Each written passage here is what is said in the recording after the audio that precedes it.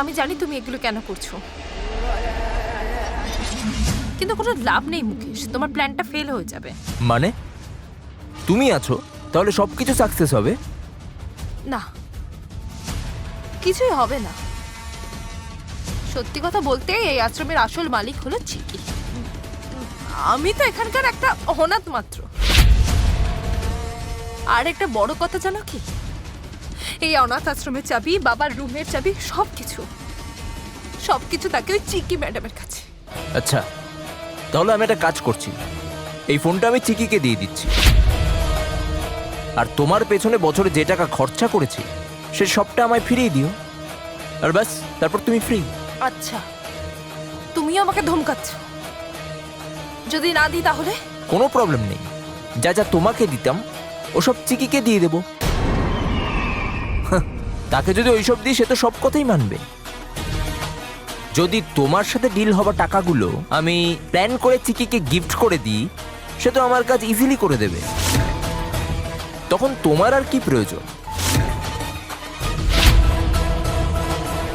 সে চিকি যে কি বোকা, ও নিশ্চয়ই মিথ্যে বলাতে ফেসে যাবে, আর আমি আলু পাবো।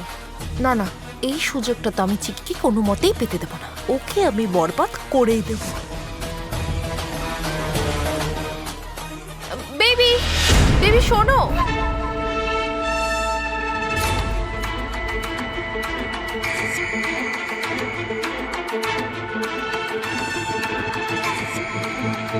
তুমি কি ভাবলে বলো তো?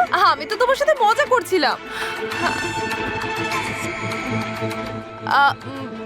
আমি তো এই কাজটা করার জন্য একদম শিওর আছি। আমি কেন শুধু শুধু না করব?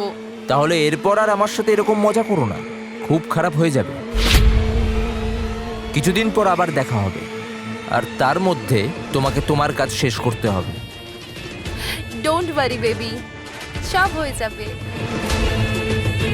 তুমি তাহলে এখন যাও, যাও। বাই।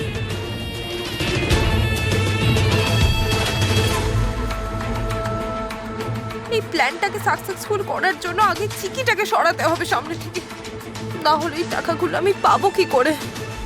সেটার জন্য কিছু তো আমাকে এটা করতেই হবে, না হলে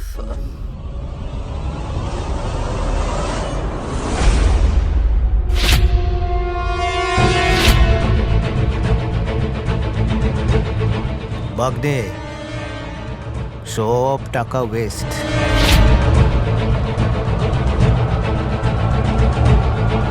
এই টাকাগুলো ওয়েস্ট নয় মামা, এই টাকাগুলো আমি ইনভেস্ট করেছি।